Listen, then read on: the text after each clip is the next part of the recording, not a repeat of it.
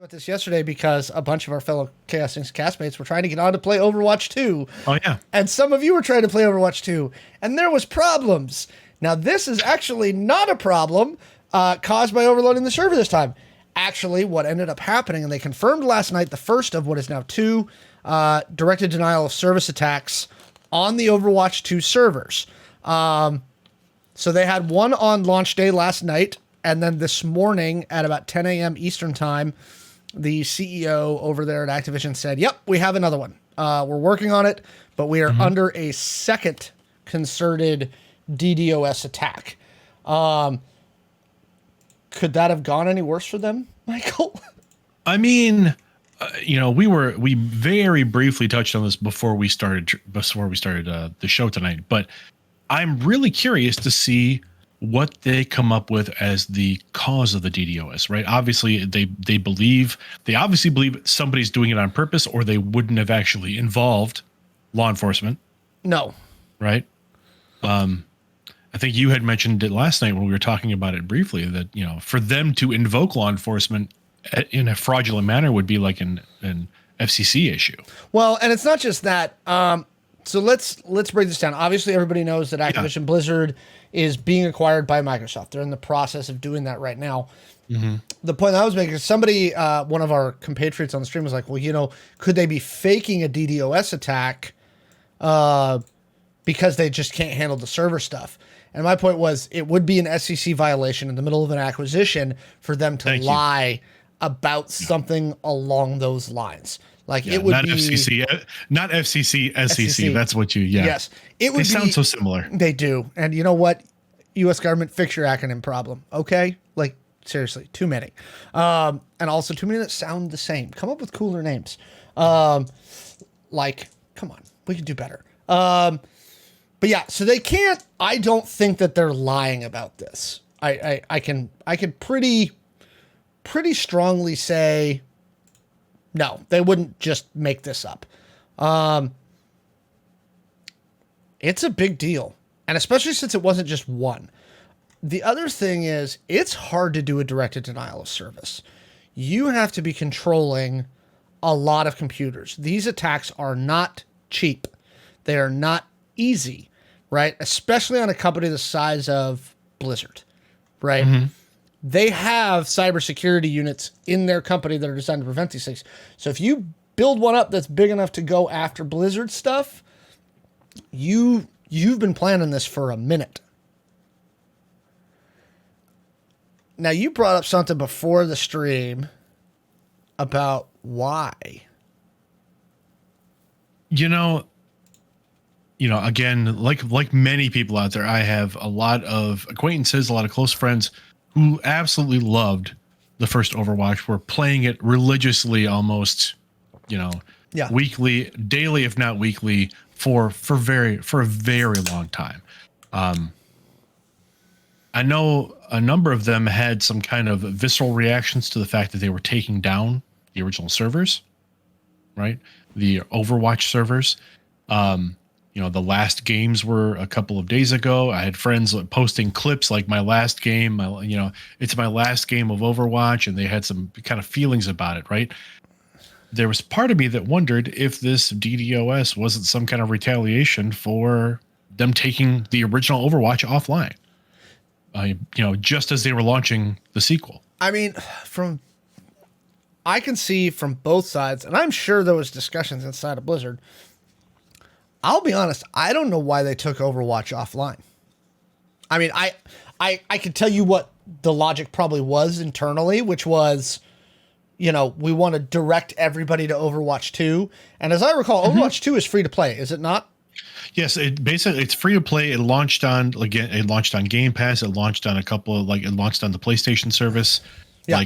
It's free to play, and again, they're counting on people buying all of the additional stuff, buying skins, buying points, buying money to buy skins and buy resources in the game, buy all of the, the customization stuff, buy character unlocks, those types of things. And they've made a lot of money doing it.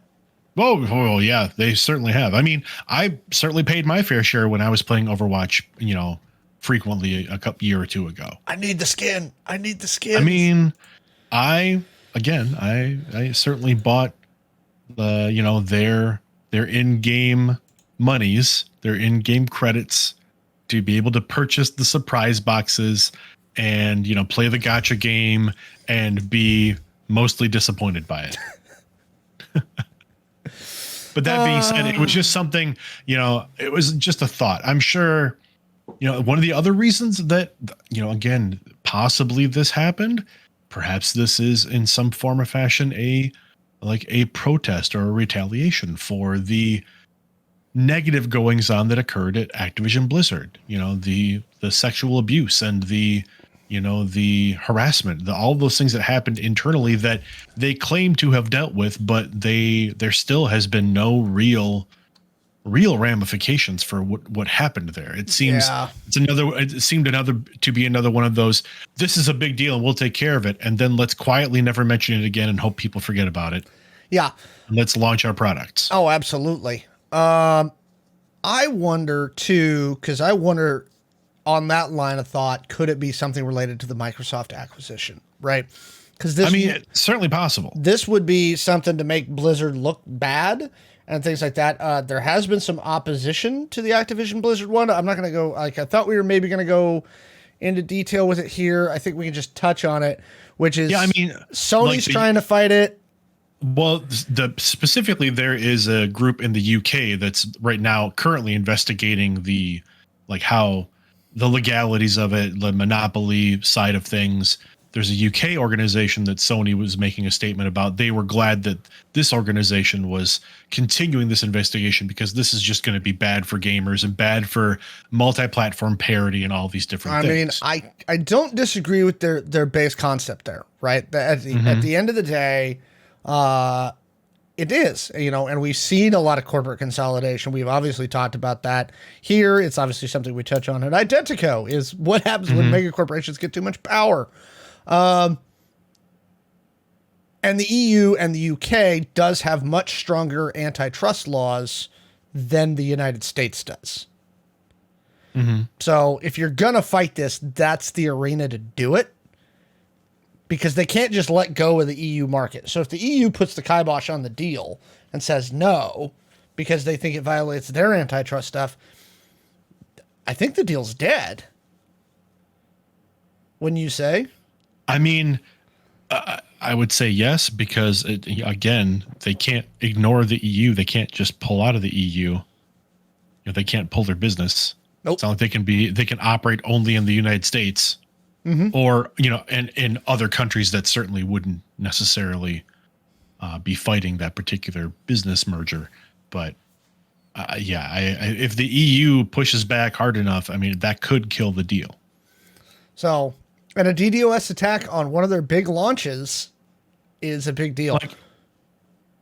And I certainly understand the concerns about the monopolization. Certainly that's always a concern when you start talking about one company gaining too much, right? Getting too many of the resources, too much market share. There's certainly those problems. In this case, I know, the biggest stumbling block here for people is the Call of Duty franchise. Really, that for the most part, that seems to be what most people are throwing the biggest fit about. And when you look at the raw numbers, it makes absolutely zero financial sense for Microsoft if this acquisition were to go through, to pull the product from the PlayStation platform. The numbers do not play out. It would be a horrible financial decision, and it would not really benefit Microsoft. It wouldn't bring people to the platform. That's true. It would be a loss. So I haven't been watching that particular deal too closely. I try not to worry. I don't think too much about it. I worry more about is the company a decent company versus who's in control of it. Yes. I'm still on I'm not playing Blizzard right now. Same. That's kind of my position is no Blizzard for me. I'm being handed an iPad from off screen. For reasons that beg your understanding. But Yeah, I'm still on my no Blizzard thingy, and I love a lot of their products. I'm a big StarCraft. For sure. I'm a big StarCraft lover. But I uninstalled their stuff a while ago, and I am not doing it. Just not doing it. I have just over $60 in store credit that is basically just sitting on the Blizzard store. Yeah. Because I don't want to buy anything right now. And again, it's all personal. It's personal decisions, right? And you make decisions on how you're going to support things, and that's what you've done. That's what I've done. But again, there are lots of people out there who they want to play Overwatch, and and I don't, but like other things. Yeah. I'm not going to bust do their own thing about it. Yeah, everybody's gonna act in their own way, right? Everybody's gonna do what's right for them. Oh, for sure. Amazon's still a horrible company, but I still order things from Amazon. Yeah, so, we sadly have to stay there with the Amazons. But that being said, I'm interested to find out. I'm interested to find out what level of detail gets released once these DDoS attacks are done. Are done, or at least have been resolved. I would be curious to find out A, if anyone takes responsibility for them, and B, what they release as far as their findings after the fact. Yeah, and something that actually just occurred to me, and something else I will be watching is they actually have a WoW expansion Blizzard is launching in about a month and a half. Yep, I believe it's Dragonflight. Yeah. So if they get hit again when that WoW expansion goes, I think that's going to be bad for them. I mean, that's just not good stuff. So we'll keep watching this one. This one's interesting. I, like Michael, am curious what they're going to end up releasing and what they're going to end up saying once everything's said and done. So we'll see. And the people I know that love Overwatch and Overwatch, you were really excited about Overwatch 2. So far, I've heard nothing but positive things when they've been able to get on and play. Yeah, I've heard the reviews experience are really I've good had with the game.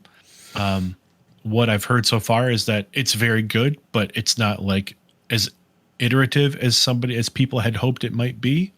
Okay, so not as much of a departure from the first game as people were kind of hoping. No, that makes sense. That's what I've heard. But again, it's a sequel. I mean, that's especially in this type of franchise and going to free to play. I can't imagine that they would have taken too many departures from the formula.